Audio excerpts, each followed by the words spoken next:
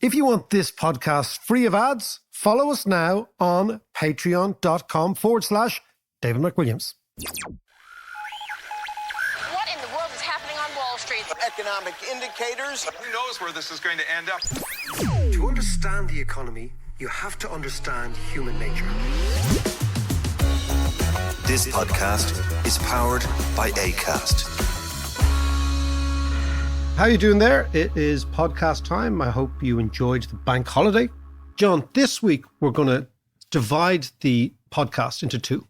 Okay, we're going to divide it into the first half. I want to talk about Germany because there's a change in government in Germany and it's a change in German attitudes, which is huge and significant for everybody. And the second part of the podcast, I want to actually do an appreciation of the life and times of the brilliant war correspondent Robert Fisk, who passed away a year ago this week. Yes. And we're going to talk to his wife, Nelifer Passira, who you will have known. She was on the show a couple of weeks ago. Yeah. She's an Afghani refugee talking about Afghanistan. But I want to talk about their life, how they lived together in the Middle East, what Robert thought about the Middle East, how he came to prominence, his way of journalism. Great stuff. And the legacy of Robert Fisk. So I want to talk about that. But first, I want to talk to you about Halloween. I'm loving your mask, Mac. It looks particularly good, doesn't it? It's my mummified mask. It's my Tutankhamun. Yeah, it looks really good. Yeah, I think I'm looking particularly fetching. I haven't dressed up for you. You know, I don't really like fancy dresses. No. But you like the plain. I like the plain. You know, I remember when we were kids, people getting dressed up, and one of our neighbours, who I can't remember who it was, Go on. came to the door. I think it could have been Dubbo Dargan. Came to the door when we were kids, and my mother asked him who he was, and he said, "I'm the Boston Strangler." Which I thought at the age of 7 was a particularly odd thing to say. I mean, quite a double thing. Exactly. But actually, you know, Halloween was actually always my favourite time of year. That's a great time. It was the best. It was the best holiday by far because there was a kind of a sense of feralness. Yes, there was. Yeah, we were definitely feral. There was also a feral build-up to it. Yeah. Which involved robbing and lighter fuel and bonfires and cops. And bicycle wheels up into the electric wires. Yeah, actually, I don't know if you've ever done this. When John and I were kids, we had a speciality, which was to take bicycle wheels and our hangers, coat hangers, and you would actually stretch out the coat hanger and then throw the coat hanger up at the electricity wires on our street and blow the electricity of the whole road. And that was the greatest crack we'd ever had. Do you remember? And all the mas and dads coming out, shaking their fists. Get out of there, you Alex, yeah. I remember that. And we just thought it was the most natural thing to do in the world. And you're about 11 years old. Anyway, Halloween coming up. No, I love it. But you know, I was thinking of Halloween, and I was also thinking Halloween also coincides with, John, the clock's going back. Oh, yes. And I was trying to think, because, you know, we've been doing a lot of things on cryptos and currencies and fiat and exchange rates and all these things. Now, one of the great things about fiat currencies, it gives you an exchange rate. And one of the great things about an exchange rate is you can adjust the exchange rate up and down to become more or less competitive. Right. Yeah. And I was trying to figure out a way of explaining this to students not that long ago in Trinity. And they were trying to explain, you know, how do you, and I thought of, think about what happens when the clock goes forward, right? Or the clock goes back, right? Yeah. What we do is we all collectively involve ourselves in a let's pretend game, right? Yeah. Okay. Like, think about what actually we do, right? True. So we have a choice. Either we can put the clocks back to grab an extra hour of light, or we can force the entire population to get up an hour earlier. Yeah. So we decide, that'll be a bit of a pain. Let's put the clock back, right? So we all involve ourselves in this giant game of pretend the day is longer than it actually is, right? And pretend it's 10 o'clock and we know it's actually 11 o'clock, right? Because we don't want to get up early. So we just do the easy thing, which is change the clock. Now, adjusting the currency is exactly the same. If you were a country that wanted to become highly competitive, right? What you would do is you'd force all your workers to work harder, to get up earlier, or to work harder, okay? Yeah. Right? And in so doing, you would expand the production of the economy, and in so doing, you would be able to sell more goods for less, right? Right, yeah. Or you just change the exchange rate and you pretend you've suddenly got cheaper and more productive, but you haven't. You've just actually, it's a bit like changing the clocks, right? So the idea is that now in the world, we have this huge momentum towards saying that changing the exchange rate is wrong and fiat currencies are wrong and et cetera, et cetera. But if you actually look at very successful countries, what they've almost always done is they've almost always devalued their currencies after a crisis, fixed that currency at that low level of devaluation, bought in competitive gains for nothing from the rest of the world, being able to sell their products more cheaply to the rest of the world, and thereby kickstarting the economic recovery through exports. Right. So we're talking China, Japan, Germany after the Second World War. All these countries had this moment where you could actually change your exchange rate. So you bought yourself a couple of years competitiveness against your enemies. But when you change your exchange rate, I've never really quite understood this. If you devalue your currency, like, what is the true value then of the currency? Well, there's no real true value of currency. So if you devalue, it depends really on the composition. So if you're a very, very small open economy, as Ireland is, what happens is if you devalue your exchange rate, which we did 7 times. Remember we had the punt? Yes. We devalued it 7 times in 10 years, which is quite an achievement, actually. Right? And we used to let it devalue all the time, and we let it slide down.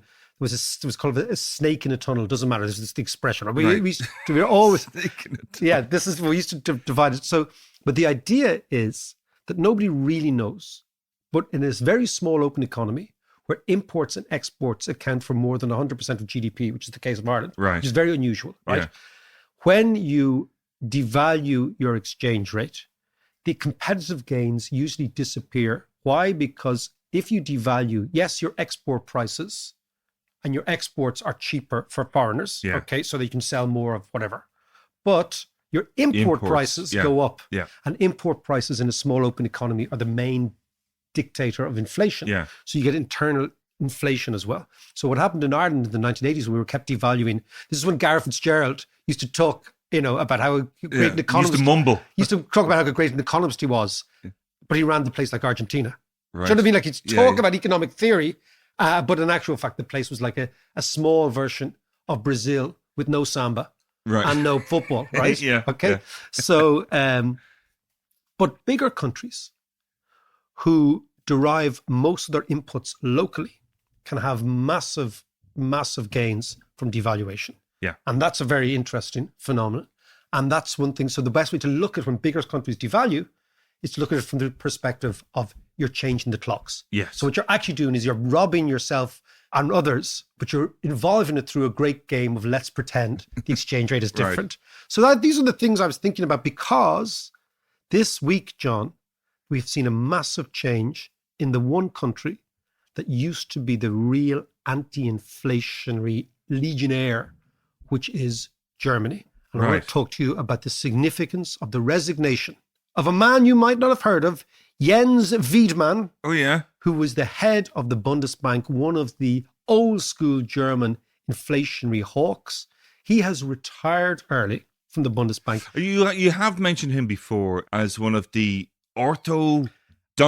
He's a bit like an orthodontist, but an ortho-economist, right? Ortho-economist. And this is the economic rules and regulations that really defined Germany for the last 40 years. Yeah. Germany at the moment is trying to put together a coalition. This coalition is the post-Merkel world. It's going to be profoundly different.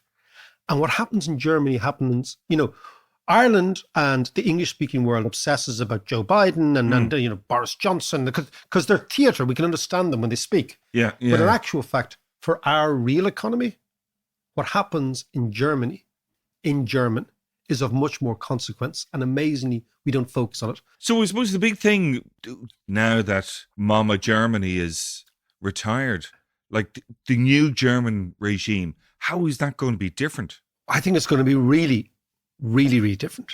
And I think what it's going to come down to is a battle of priorities in Germany. In parenthesis, between climate change on one hand and inflation on the other. Right. So what has happened?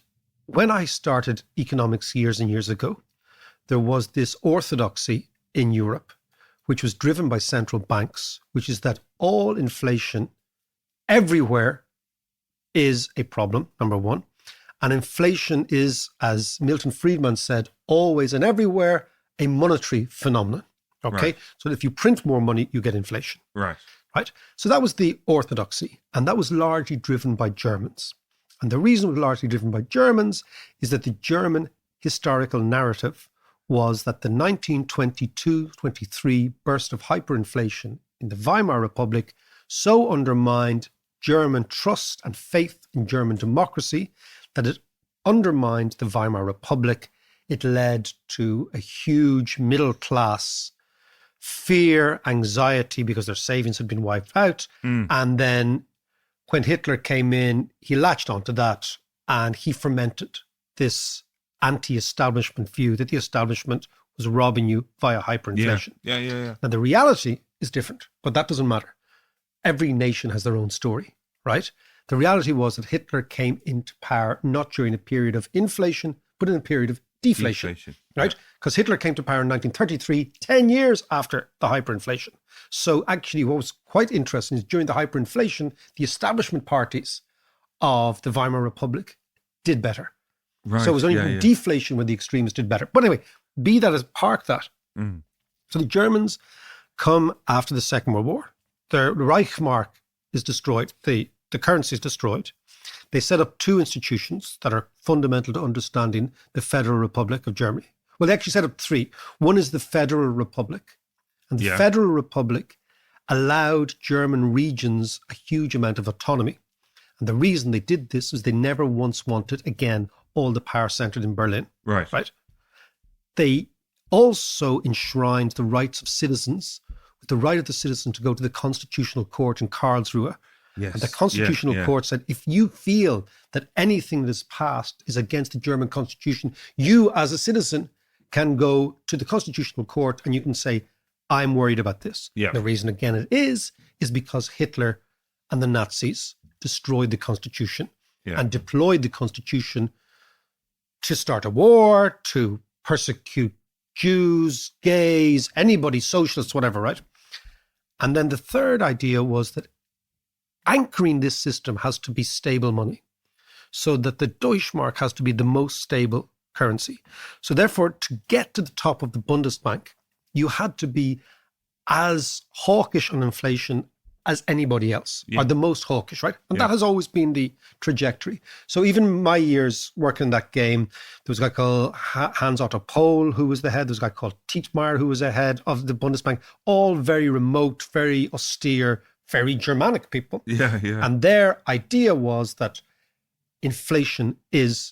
whatever you do, don't do inflation. Don't do inflation, right? And that meant, and it's interesting you say that meant don't borrow too much money. That the government deficit should always be under control. Now, where this ideology can be seen in the most evident fashion for Irish people, for all non-Europeans who are not economists, is in the Maastricht Treaty. The Maastricht Treaty was written in the Bundesbank. Oh, right? Okay. We will have very, very low levels of deficits. We'll have very low levels of debt. We'll have inflation targets, yada, yada, right? So that was very much the European mainstream for the last 40 years. And it was very much bulldozed by the Germans, who said, look, if you want our currency, the Deutschmark, to be dressed up in your Mickey Mouse currency, the euro, which is basically what happened, right? We want to put in all these rules and regulations, which means that the free spending Greeks and Paddies and Italians... Well, that's why they made us vote for it twice. Exactly. That's precisely. So basically, you don't give the keys of the kingdom to the delinquents, of which we are involved in, right? So basically, you have all these delinquents on the extremities of Europe. Ourselves, Stavros, Paddy, Guido, Diego, João Pedro, all these guys, right? And of course, the French pretend to be Germans. But we all know that France isn't a little Germany. In economic terms, it's a big Italy. But they don't want to say this, right? Right. Okay. Controversial. But all this is going on. So this is the orthodoxy. It's all now crumbling. The reason it's crumbling is there's a generational shift happening in Germany, right? So Mrs. Merkel is the old generation, right? And all her cronies, henchmen, advisors are all from the old generation. They're brought up with this fear of inflation. In the 1970s, the German economists say, well, look, I told you so, inflation came through, so we even need to be more vigilant. All those people are now disappearing. They're all resigning. So the people who actually They're all old learned, fellas. who learned economics, who were in university or started their jobs in the late 60s, 1970s, they're all now retired, right? Yeah. So a new generation is coming up. A new generation is saying, hold on a second. First thing is all this fear of inflation and all this idea that if we print money, we'll get inflation. Well, it's been almost comically wrong. Like, this expression, the boy who cried wolf. Yes. So eventually you just say, man, we've had money printing since 2008 on a al fresco monumental scale and not a jot of inflation. In fact, the ECB keeps missing its inflation target. European inflation keeps coming in lower and lower and lower, right? Yeah. That's because it didn't go to the people initially. It went to... They went to the rich guys. Yeah. Yeah, but still the whole idea is that if you lay claim to the tabernacle of economics and you say that there is a direct relationship, this is the water into wine idea, right? Yeah. Between money, the money supply and inflation. And if you make that your creed and it never happens, then eventually people say, oh, hold on a second, that's wrong, right? That's the first thing. Second thing is on the generational change is that you have a whole new generation of economists coming up thinking, actually the biggest problem for Europe is climate change, not inflation. Yes. And the way in which we deal with climate change is the state heavily invests in green technology. Yeah. Throw money at it. Exactly. So how do we do that? Well, we have to borrow. So suddenly you see state borrowing goes through the roof, right? Yeah. And the orthodox German view was if you borrow too much money, the state does, what will happen is the private sector will be elbowed out. Interest rates will go up. Okay. The private sector will be elbowed out by the public sector and private sector investment will fall. Right. And the economy will contract because the public will actually absorb in too much of the private sector money. Opposite has happened. So as interest rates, as government debts have gone up and up and up, interest rates have fallen down and down and down. So the relationship between government borrowing and interest rates, which is always taken as... We are in a unique kind of period. But most people are saying, well, hold on a second. It's like there's a great, the shibboleths, I've told you about them before. So the shibboleths were in the Bible, they used to go around with their mantras. With the mantras. Yeah. And just knowing the mantra was sufficient for you to be a holy man, a shaman, right? Right. Okay, or a member of the shibboleths. So they keep the mantras. But what happens is the mantras are all wrong. Eventually people say, here. Yeah, right? yeah. So what you're seeing is this huge shift in Germany.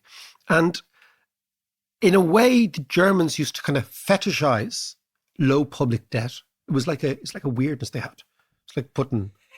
going to one of those... Stop right there, Mac. It's like going to one of those dungeons in Berlin and putting a snooker ball in your mouth. Do you know those fellas? I do. Right. I do. So I've heard of them, Mac. Imagine you're in a I've seen your pictures. Imagine you're in a gimp suit at Halloween, right?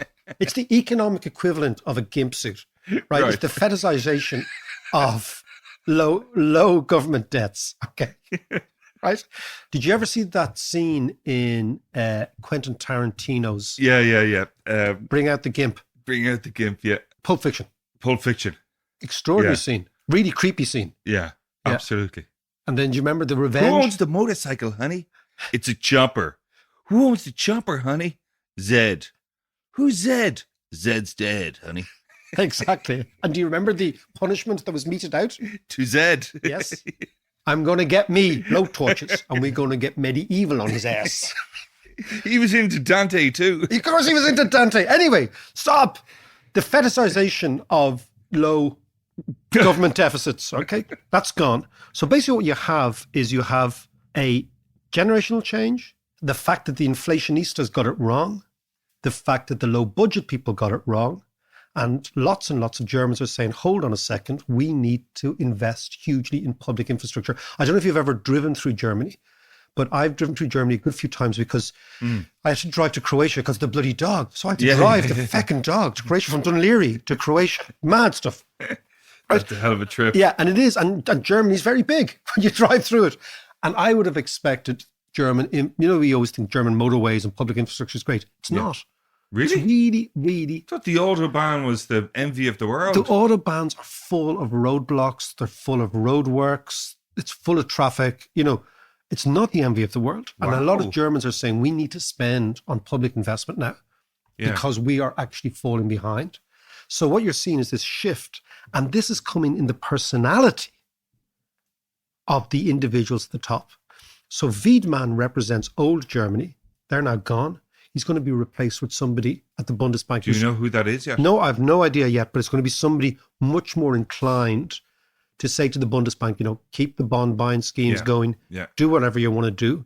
And so what we're seeing in Germany, at the same time as there's been a political shift away from Mrs. Merkel, is an intellectual and ideological shift away from her economics and towards something that looks much more center-left in the old school. Yeah. And all these people are leaving. It's interesting. All these people are leaving the theatre of operations, so to speak. So we're going to see a whole new Germany. And the key thing, John, is what happens in Germany affects us all. It might be a lag of a year or 2 years, but it will affect everything, the way we do economics, the way we do politics, and clearly the way we do business. So, John, this week last year, Robert Fisk, who I got to know pretty well over the years, died quite suddenly, had a stroke. And his journalism, for many, many people, particularly Irish people, his journalism in the Middle East was excellent. Second to none, war reporting in the old school fashion.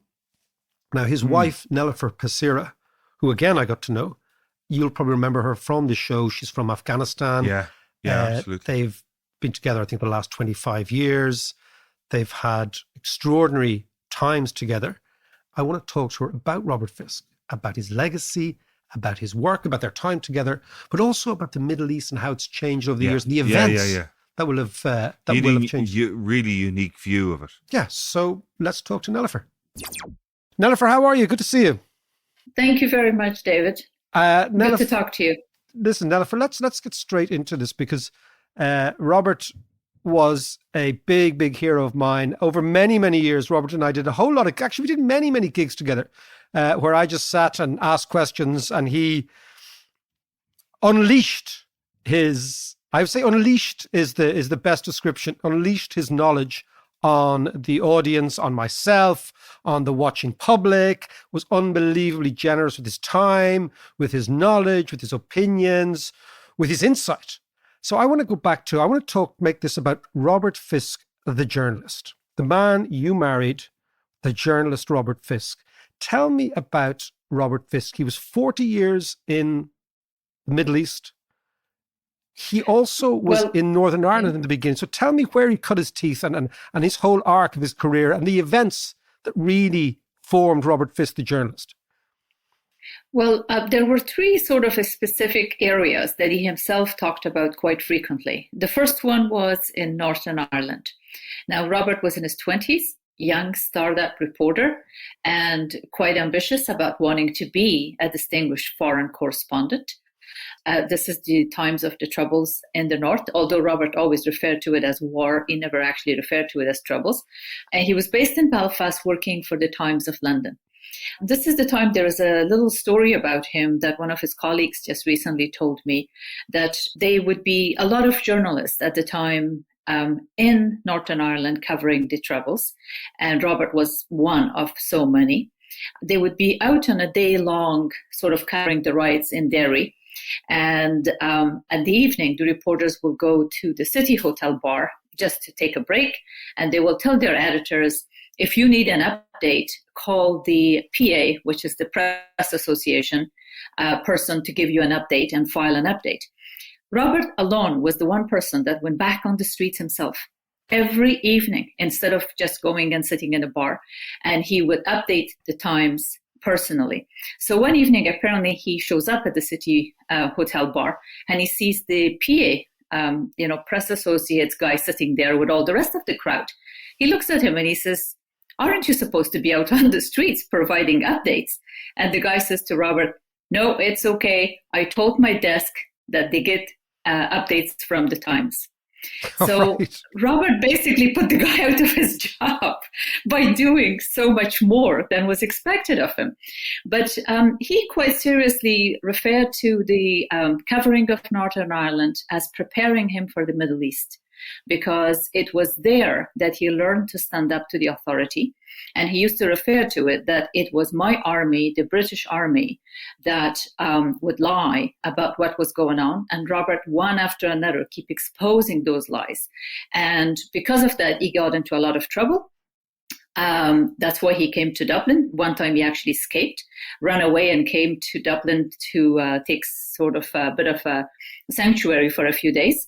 But that prepared him for covering Middle East for the next 44 years after that. So that was kind of the one seminal moment in his life and career. So that's interesting. So the North, the conflict, the troubles, the war, the ethnic divisions, the British Army involved, the various different militias, the IRA on the other side, the various different incarnations of the IRA, everybody lying on both sides, everybody trying to spin. This is what actually cut his teeth. And he said, okay, now I understand. I'm a little bit, because nobody's ever prepared for the Middle East, but I'm a little bit prepared for what I'm about to do now. So tell me, how does he go to the Middle East? Because again, when I and many, many people listening, and if you are younger, I'm going to tell you all about Robert Fisk in a second, okay? And Jennifer and I about the type of journalist he was, and actually what journalism should actually be in many, many cases. But so he goes to the Middle East, and he's in Lebanon in 1982. Tell me about this. Well, Robert gets a call from his editor, and they offer him to go to Lebanon. They offer him to go to the Middle East. They give him Middle East desk. He chooses to go and stay in Lebanon and makes Beirut his home base. And he sort of talked about it, and also often would write about that. When his editor told him, we are offering you the Middle East, he felt it was a king that was being offered some kind of a kingdom. He was all excited about it. But when he arrived there, of course, discovered that this is a place of deep conflict, historical divisions. But the way Robert understood it was that how, after the First World War, the British and the Allies divided borders, or draw the borders of the Northern Ireland, they draw the borders of the current Middle East and the Balkans. And his understanding was that all of these places became places of conflict that are still unresolved to some extent. They might have changed shape and form, periods of maybe tranquility or some kind of a peace, but the actual conflicts had started from that point in history. So history was very important for Robert, and because of that, he kept going back to places. One of the things that immediately happened. Now, he went to Beirut in 76, and he was 29 years of age. And he often used to say, well, every birthday, he used to say, I'm still 29, because the Middle East is still the same place, stayed the same apartment, the same flat. This is the time of the civil war in Lebanon. And one of the incidences that made Robert internationally recognized as a foreign correspondent was the massacre that happened at the Palestinian refugee camps of Sabra and Shatila. Now, these camps are in Lebanon. The Palestinians were refugees living in there. And it was the Lebanese Christian phalangists, which were allies to the Israelis at the time. They had gone into these camps and they had massacred 1,700 civilians, including women and children. And this is 1982 during the Israeli invasion of Lebanon. Of Lebanon. Okay. Exactly correct. And so in that time, Robert, with two of his colleagues, one a PA reporter, Bill Foley, and Karsten Tveit, who was a Norwegian TV reporter, they walk into the camp and they discover these dead bodies, heaps of it. And Robert has this incredible descriptions of how he would be shocked to discover the kind of atrocity that was committed. And so he wrote about it, and the Israelis were denying it. But eventually, because of Robert's reporting and persistent reporting and providing evidence and interviewing families of survivors, the Israeli Khan Commission did condemn Ariel Sharon personally as being responsible for this massacre. So from 1982 onward, Robert every year would write about the same massacre, and he continued to go to the same camps. These camps are still in Beirut. They're still, just outside in the suburbs. And they're mostly, of course, Palestinians plus Syrians, refugees, and plus so many others since then. But that was the moment when Robert, again, went against the grain, stood out for what he considered as a great injustice, And no matter how much pressure there was, his editor was getting calls, and whatever complaints he was receiving, he stuck to what he considered was the truth of what he saw as a reporter. And that became another moment in his career where he said, you will only know the truth if you go and see it for yourself. So boots on the ground, that was very important for Robert. You got to be there. You can't just sit in your office desk and read agency report and write a piece. You must go and see it for yourself, sniff it, smell it, talk to the people on the ground. And that became his method of journalism, which to this day is recognized as a very important way of, as you said, this is the real journalism. And tell me, he also was one of the very few, or maybe the only Western journalist to meet with and interview Osama bin Laden, as far as I know. Now, that's another iteration. So, because we have the Northern Ireland, in the north, you can say this is an ethnic sectarian conflict against the background of colonialism, about historic occupation. In the case of the Lebanon, you have multi-ethnic states created by drawing lines in the sand, again, post-colonial. Then you have the conflict with Israel. The Palestinians are kicked out of Israel. They go to Jordan. The Jordanians kick them out. They go to Lebanon. You have this constant sort of historical backdrop. With Osama bin Laden, you have something quite different. You have a sort of a jihadi war, which puts another element into it. Well, you see, Robert's analysis was that because these injustices that were committed, carried out, yet overlooked, nobody was ever condemned for or put on trial for the massacre of Sabra and Shatila, for example. That's just one of so many injustices that have carried on since that time. And because of these injustices, and also don't forget that you have got governments in the Middle East that were placed. They were kind of puppet kings, like he used to always refer to the king of Jordan as the plucky little king. And many of the other governments and kingdoms in the region, including the entire Gulf states, they're all not democratic, they're dictatorial, yet they're very friendly to the West. So because of that relationship with the West, a huge sentiment was growing in the Middle East, which is anti-Westerner. So instead of just being for justice for Palestine, the sentiment were now being more and more appealing among the Middle Eastern population of blaming the West for all their grievances. And this is why you have had the US bombing in 1983 in Lebanon.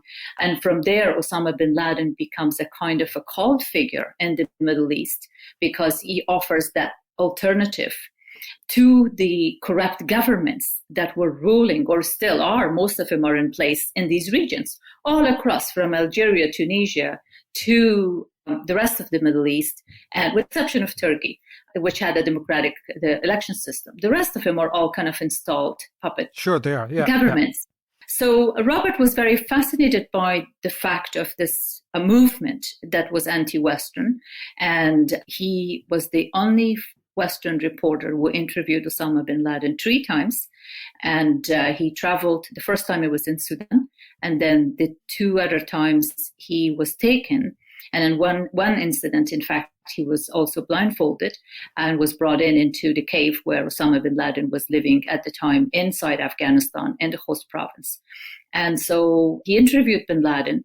And then, of course, September 11 happens. So there was another twist where at that moment, Robert has been writing until then about these injustices that are being carried out. And he's been writing mostly saying, watch out, there's something dangerous is developing in the Middle East. And when September 11 happens, and that's the moment when Robert goes back and sort of hits hard by saying that we must, as reporters, ask the question why, not just tell people what is happening. So again, this is another of things that Robert got into a lot of hot waters for, because he was asking right on the night of what had happened that we must go back to the Middle East and look at the situation and reality and then see the link between what is happening with the anti-Western sentiment in the West and these attacks on Western soil and make the connection to the history of the Middle East. Now, I know, Nilüfer, you're an Afghan refugee in the first place, and I want to go back there in a second. What do you think Robert would make now of the fact that the Gulf states, even to an extent Saudi Arabia, are in a tacit alliance with Israel. Iran is in a tacit alliance with Iraq, and it has in Assad its man in Syria, and it has Hezbollah in Lebanon. Turkey is a free-floating, huge power, seems to be looking for a home, actually, and looking for a role. The cards have been thrown in the air in the Middle East, and they've landed in really a weird way. What do you think he'd make of the whole thing now? Well, you see, I think you probably interviewed Robert, last podcast he did with you, in which he talked about Saudi Arabia. Yes, he did talk about Saudi Arabia. He also talked about the U.S. foreign policy. And his take on it was that no matter what happens in the U.S., whether is it any president in power, the U.S. foreign policy would always remain the same towards Israel. And that is unchanged. And I actually think that right now he would have said that what we are left with right now is that it's an extremely dangerous world, because these alliances and agreements or cooperations that have been kind of drawn in the last few years now, they're mostly done. Some of these alliances in the Middle East are actually drawn on the sand, because these alliances continue to still shift, and it doesn't necessarily guarantee peace and security, because the injustices that are still there. So like in the question of Israel-Palestine, at least in the past, the US presidents used to pay a bit of a lip service to the idea of the two-state solution. And the last thing that Robert was working on was his book that I'm currently editing. And in there, he goes and unpacks the whole of the conflict of Israel-Palestine.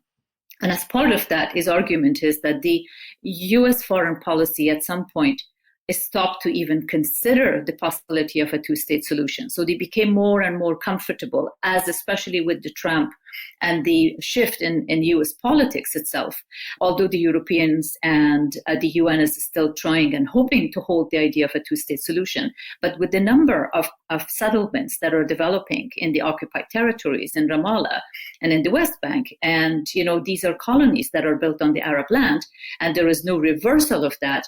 Therefore, there is not going to be possibility of a state for Palestine. So because of that, of course, the other thing that has happened in the region is with a new generation, these countries are looking into diversifying their economies. All this time, their economies were based on oil. But with the peaking of the oil resources, they are considering now, first they want access to technology. Which country in the region has the best and the most advanced possibility of technology? It's Israel. And also they're looking into diversification of other forms of economy, which includes tourism. So as a result of that, these alliances are being formed right now. But as I said before, and that's what Robert would have said, that they do not necessarily guarantee peace and security in the region. And before we go, I want to ask you about Iran, because you're born in Afghanistan. Iran is a massive, massive presence. It has been a revolutionary power for, close to 14 years, going on into its fifth decade now, the Iranian Revolution. Explain to me, or what do you think Robert or yourself would think of Iran right now and where it is, and the fact that the Americans went in to topple Saddam in order to do a number of things, but one of them was to say to the Iranians, guys, look what we can do to Saddam. We can do that to you anytime we want. In the event, it's proven that Iran is now stronger than it ever was before across the region. Yeah, you're correct. You see, I remember at the time we were in Iraq together, Robert and I, and, during the American invasion. He was there beforehand. I went there after with him. And gosh, the man was fearless. He would just go right into the front lines. I mean, the bomb explosions that were happening, there was kidnapping. And we used to say to each other, the policies to try to not let them kidnap us. So fight for life. But he was utterly fearless. I mean, the physical courage as well as the moral courage of Robert was utterly unwavering. And in Iraq, we used to say at the aftermath of what happened with the US invasion, first, it was an invasion that was based on false information and outright lies. There was no weapons of mass destruction. So that really undermined Americans' sort of a legal cause or argument for that war. And it angered the Muslim Arab population. The second thing, Robert and I used to say to each other, Iraq saved Iran, because what unleashed in Iraq, and now we're coming to the establishment of ISIS and all the other Al-Qaeda and branching out to other parts of the world from there, including Syria currently. So it was the war in Iraq that actually saved Iran from an American invasion, because Americans and Israelis have tried in many ways to contain Iran, and it has not been very easy and possible. And they've made a lot of mistakes, and I think the Iraq war was one of the pivotal mistakes that was made at the time. Because one of the things we forget historically, and this goes back to my background, because I grew up in Kabul in Afghanistan during the Soviet invasion, and this is exactly around the time when there is the Iranian Revolution happens. There is a bloody Cold War between Saudi Arabia and Iran in the region. They are using all these other countries as proxies. So Afghanistan, Lebanon, Syria, Iraq, these are proxies between these two kind of regional superpowers that since the Islamic Revolution in Iran, they are fighting for the soul of Islam, and they're fighting for power and influence in the region. And because of that, of course, that Iraq war gave Iranians a much stronger hand in controlling the Shia majority. They control the Shia majority in Lebanon, which is more than 60% now. They also have a huge sway of influence over Afghanistan. And because of that, of course, the American policy towards Iran has failed. And this is why they're considering now to try to go back and bring it back on the table, because all the other attempts in trying to curtail or contain Iran has actually failed, and a huge cost, sadly, I would say, at a huge human cost, because in each one of these proxy wars, there are civilians, there are people that are displaced, they're dispossessed, they're the ones who are casualties, and they're the ones who are doing the dying. So it doesn't actually affect the Ayatollahs in Iran or the King of Saudi Arabia, but it does have a really negative impact on the region, on the population of these countries. So Nella, I'd like to close now, but talk about Robert himself and this movie. This movie is now available in the IFI, because lots and lots of people will be fascinated by this discussion. Lots of younger listeners may not even know about Robert. Lots of journalists. The one thing I always said about Robert is my dad told me years ago that give me a man with no enemies and I'll show you a man with no backbone. And what actually I loved about Robert is he had enemies within his own trade. And that's really essential. If once you have enemies within your own trade, you're doing something right. So tell me about the movie in the IFI, how people can see it, because I do think it's essential for budding journalists, for analysts, for just people who are interested in the Middle East to get a sense of Robert Fisk. What's going on to mark the first anniversary of his death? Yes. So October 30th is the first anniversary of Robert's death. And to mark that, we're doing a screening, which is a private screening. But as of that day, the documentary called This Is Not a Movie. And that's a word from Robert saying, because he used to say that the conflict and the war in the Middle East is a bloody tragedy. It is not a movie. So the title of the film is called This Is Not a Movie. And it will be available on the IFI home platform. So anyone can access it. And it's made easy that way, especially given the restrictions on the number of attendance for public events. So this is available on the platform, digital platform, and people can go to IFI and watch it. Brilliant. Well, listen, I'm going to give that out again at the end of the podcast. Nelifer Pazira Fisk, the wife of Robert Fisk. Brilliant to talk to you, and I hope to talk to you soon. Thank you, David. Nelifer was fantastic there. The movie sounds really interesting. It does sound good, and you can see it at IFI. Just go to ifi.ie. Yeah. Have you ever been in the IFI, John? Yes, it's a beautiful place, actually. A Quaker meeting hall is what it was. Oh. One of the original Quaker meeting halls in Ireland. It's a beautiful building. Got a really interesting history. Lovely cafe and stuff. Lovely cafe. It's a kind of a place you'd go in and hang out for a while. So no, that fascinating stuff. And you know where I'm going next week on my holidays? Where? It's Beirut. Are you? Yeah. We remember sun holiday. We were exactly. Remember? Did you ever meet the Dead Kennedys' holidays in Cambodia? Yeah. One of the great tracks of the late 1970s. Yeah. Well, holidays in Lebanon. Got to be fine. Do you know what? I think that's going to be fascinating. Yeah. Because, as a country, it has completely and utterly collapsed. It has completely and utterly collapsed. I want to see what happened there. Yeah. I want to see how it happened. I want to see why it happened. I mean, there's the ethnic religious geopolitical, all that stuff going on in Lebanon.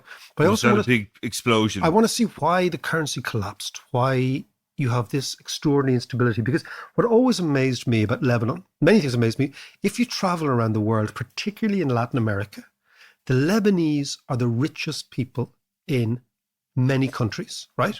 Really? Lebanese traders, yeah. In Nigeria, in West Africa, in Mexico, all over the Caribbean, all over Latin America. They're actually called Turks in Latin America, even though they're all from Lebanon, right? And they are hugely influential, amazingly wealthy people. So like Carlos Slim, the richest man in the world, Lebanese. Carlos Menem, the last president of Argentina, Lebanese. There are Lebanese everywhere. Okay. Yeah. They're really, you know.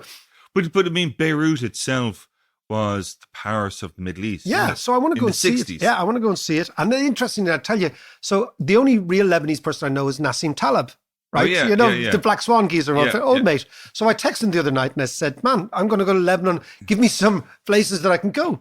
And he said, I'm going to be there, so I'll take you out. Excellent. Brilliant. So it's Lebanon. And I'm going with Murphy. So we might even go to Syria. We might even go to Damascus for a little mooch around. Bring a camera and take your digital recorders.